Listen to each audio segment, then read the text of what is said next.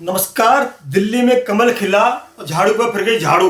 इसी पे हम चर्चा करेंगे क्या क्या कारण है कि दिल्ली में केजरीवाल की 11 साल की सरकार, आम आदमी पार्टी की 11 साल की सरकार, 2 टर्म की सरकार, कांग्रेस की भी यहाँ पे बम हुई, दूसरे महीने में भले हुई।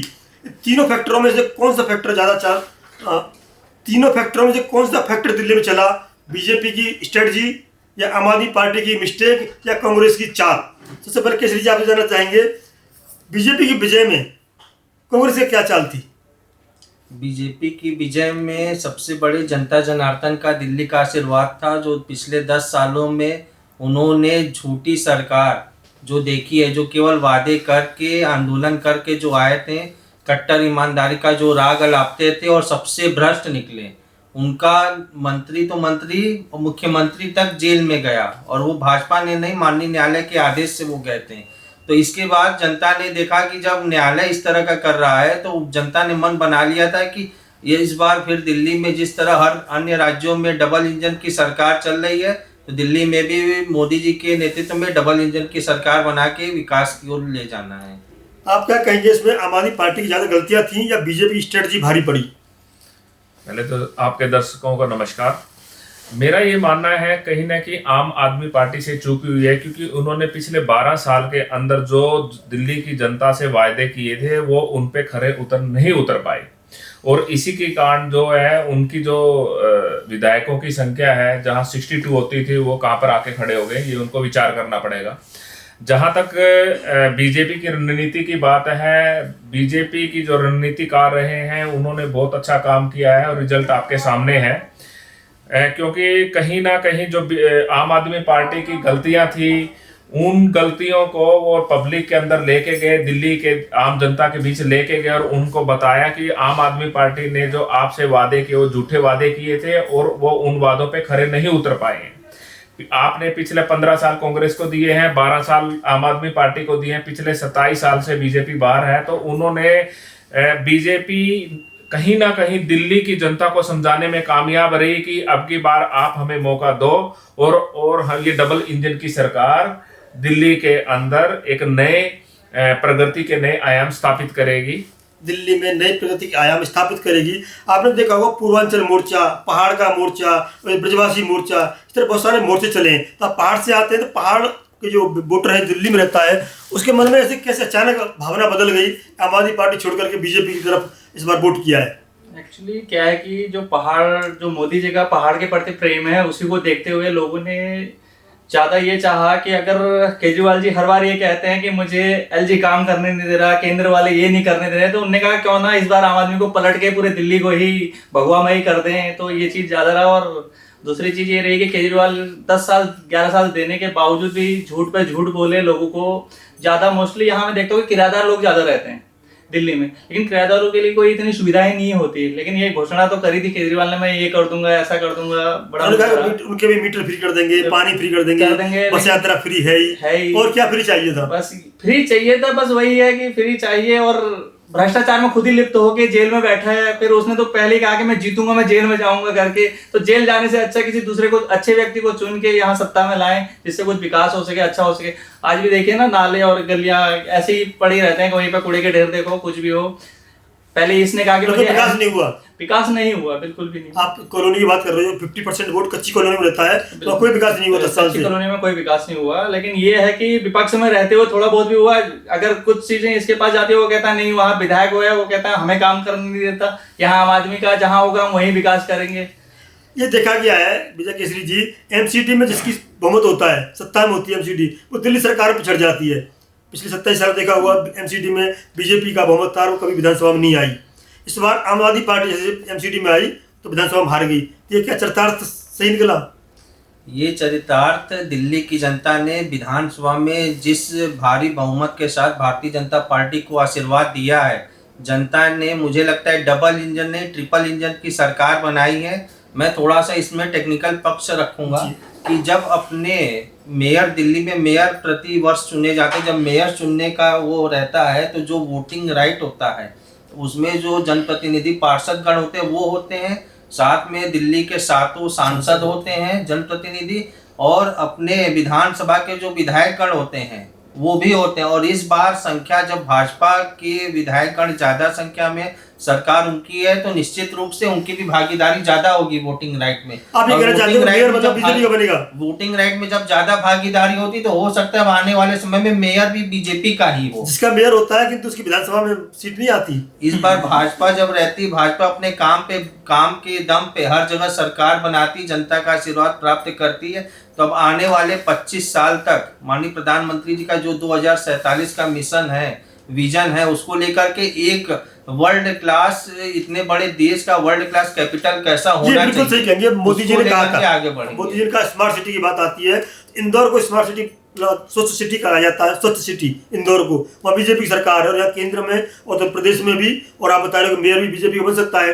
तो क्या हम आशा कर सकते हैं ईश्वर जी के दिल्ली वर्ल्ड क्लास सिटी या सबसे अच्छी स्मार्ट सिटी या सबसे स्वच्छ शहर में नाम आ सकता है? बिल्कुल, इसकी हमें आशा भी करनी चाहिए, क्योंकि प्रधानमंत्री मोदी जी ने जो बोला है उन्होंने वो करके दिखाया है।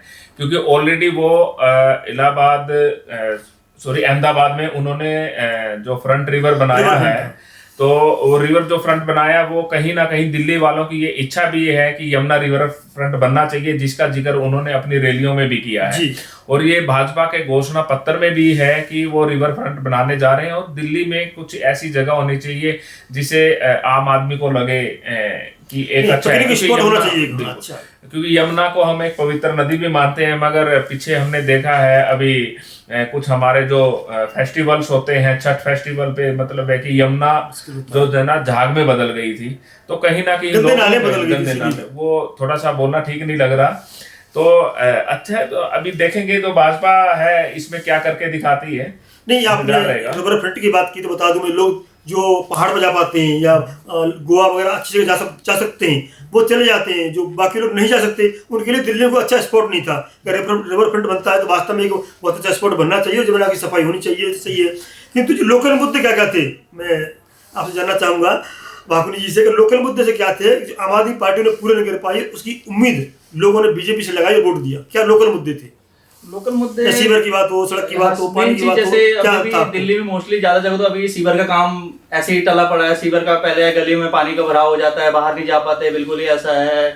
कोने कोने पे कूड़ा पड़ा रहता है। गलियां वैसे ही आज भी बनी है, कई गलियां तो ऐसे 4-4 फुट नीचे, अभी घर लोगों के मकान बार बार नहीं बन पाते क्योंकि अब गलियां कोई उठती हैं तो मकान नीचे बैठ जाता है। तो ये बहुत सारी समस्याएं ऐसी हैं जो आ रही हैं सामने, इस तरह की समस्या आ रही है। तो विजय जी, हम जानना चाहेंगे आम आदमी पार्टी ने जो वायदे किए थे फ्री बिजली, फ्री पानी से, ज्यादातर वायदा पूरे किए थे, ज्यादातर वायदे, चाहे वो बुजुर्गों को मतलब यात्रा कराना हो, और इस बार कई और नए वायदे जोड़ दिए, रेवड़ी कहते हैं जिन्हें। तो वही रेवड़ी बीजेपी ने की। आम आदमी पार्टी रेवड़ी दे रही थी, बीजेपी देगी, फिर भी लोगों ने बीजेपी पर विश्वास किया, आम आदमी पार्टी ने नहीं किया। क्या कारण मानते हैं आप? आम आदमी पार्टी जितने भी वादे की थी या रेवड़ी शब्द जिस प्रकार उन्होंने बांटी थी, उन्होंने तो बोला था मैं दिल्ली में हर तरफ सीसीटीवी कैमरे लगा दिया हूँ, हर तरफ सीसीटीवी कैमरे लगाए। लेकिन मुख्यमंत्री आवास के अंदर जब उन्हीं के पार्टी के एक सांसद मिलने जाती हैं और उनके साथ जब बदतमीजी होती है, तो जब प्रशासन के लोग जाते हैं जांच के लिए तो वहीं सीसीटीवी कैमरे नहीं है। तो इससे अंदाजा लगा सकते हैं कि उनके जो वादे हैं कितने छलावे वादे थे, कि जो अपने घर में सीसीटीवी नहीं, पूरे दिल्ली भर में सीसीटीवी का असर पड़ा इसमें, लगते हो आप? उनकी सारी नीतियों का लेकर के उनके पार्टी में ही पूरी तरह से विरोध था, उनके नेताओं में ही आपस में फूट थी। सब जान रहे थे कि अरविंद केजरीवाल एक तानाशाह के रूप में है, केवल अपनी चलाते हैं और किसी की सुनते नहीं है, जनता की। बिल्कुल सही कहा आपने, मतलब कहीं ना कहीं तानाशाही आ गई थी, बहुत सारे लोग छोड़ भी गए थे, कुछ को निकाल दिया था। वीडियो लंबी ना हो इसलिए जानना चाहूंगा, कुछ कच्चे वर्कर्स के लिए वादा किया था इन्होंने कि इन्हें पक्का करेंगे, चाहे वो रोडवेज में हो या कंप्यूटर ऑपरेटर हो, बहुत सारी इस तरह की कच्ची नौकरी बोलते हैं इन्हें, एडॉप पे बोलते हैं इन्हें, उन्हें पक्का करने का वादा किया था। उसमें कितना सफल रहे केजरीवाल या असफल रहे, तो लोग शिफ्ट हुए वोट करने के लिए। जो 49 दिन की जिस दिन सरकार आई थी केजरीवाल जी की, उन्होंने 70 वादे किए थे। उन 70 वादों में जो कच्चे कर्मचारियों को नियमित करने का वादा उनमें से एक था। तो उन्होंने दिल्ली की जनता के सामने जिस टाइम उन्होंने रामलीला ग्राउंड के अंदर शपथ ली थी, तो उन वादों में से प्रॉमिस किया था कि हम कच्चे कर्मचारियों को पक्का करेंगे। मगर स्थिति आज आपके सामने है। 2016 के अंदर एक नोटिफिकेशन निकाला था दिल्ली सरकार ने कि हम कच्चे कर्मचारियों को रेगुलर करने जा रहे हैं एक पॉलिसी के तहत। वो पॉलिसी कहाँ है, क्या कर रहे, किसी को आज तक कोई अता पता नहीं है। मैं आपके दर्शकों को एक चीज बताना चाहता हूँ। दिल्ली के अंदर लगभग 5 लाख से ज्यादा कच्चे कर्मचारी काम कर रहे हैं, जो कॉन्ट्रैक्ट पे हैं, आउटसोर्स हैं, अन्य अन्य जो सरकारी विभागों में काम कर रहे हैं। और जो डेली वेज वाले सरकारी विभाग में काम करने वाले की संख्या तो और ज्यादा लाखों में कई गुना है। तो आप इस बात का अंदाजा लगाइए, जो कच्चे कर्मचारियों की बात कर रहे हैं, मार्शलों की बात करें या ड्राइवरों की बात करें या बिजली कर्मचारी, कुछ बिजली कर्मचारी हैं, ऑपरेटर्स हैं, नर्स हैं, और आपने अभी एमसीडी में जो टीचर्स का मुद्दा देखा होगा, वो कितना मतलब है कि बहुत सारे कर्मचारी हैं। इन 5 लाख लगभग 5 लाख कर्मचारियों के पीछे एक पूरे परिवार है, जिनकी संख्या 3 से 4 संख्या मान के चलते हैं, तो ये लगभग 20 से 25 लाख संख्या बैठती है। कहीं ना कहीं वो जो कर्मचारी वर्ग है, कच्चा कर्मचारी वर्ग है, वो केजरीवाल से नाराज था। इस बात को हमें नहीं भूलना चाहिए। और उन लोगों ने केजरीवाल जी के अगेंस्ट वोट किया, आम आदमी पार्टी के अगेंस्ट वोट किया। वो अपनी ऐसी ही कुछ उम्मीद भाजपा से लगाए बैठे हैं, और जिसका कहीं ना कहीं उन लोगों को आश्वासन भी मिला है। तो भविष्य में देखते हैं क्या होगा। तो ये कहना है कि जिन लोगों को 10 साल से उम्मीद थी केजरीवाल सरकार से, आम आदमी पार्टी सरकार से, वो पूरी नहीं हुई। इसी कारण से उन्होंने बीजेपी को शिफ्ट किया। और एक मोदी जी कहना है कि आपदा, वो शब्द कहीं लोगों के घर में कर गया, दिमाग में घुस गया। और मोदी की गारंटी, ये भी शब्द कहीं ना कहीं लगा कि मोदी जो कह रहे हैं गारंटी देते हैं, पूरा करते हैं। और देखना होगा कि मोदी जी या बीजेपी ने जो गारंटी दिया है, चाहे रिवर फ्रंट की हो, चाहे सरकारी कर्मचारी, प्राइवेट कर्मचारियों को सरकारी करने की हो, चाहे जो 2500 रुपये देने की हो, या 21,000 रुपये या सिलेंडर, इस तरह के जो वायदे किए गए कितने पूरे होते हैं, ये देखने की समय में देखेंगे। अभी तो उनका मुख्यमंत्री कौन बनेगा, इसमें अगली वीडियो आएगी। बने रहिए हमारे चैनल के साथ। जय हिंद, जय भारत।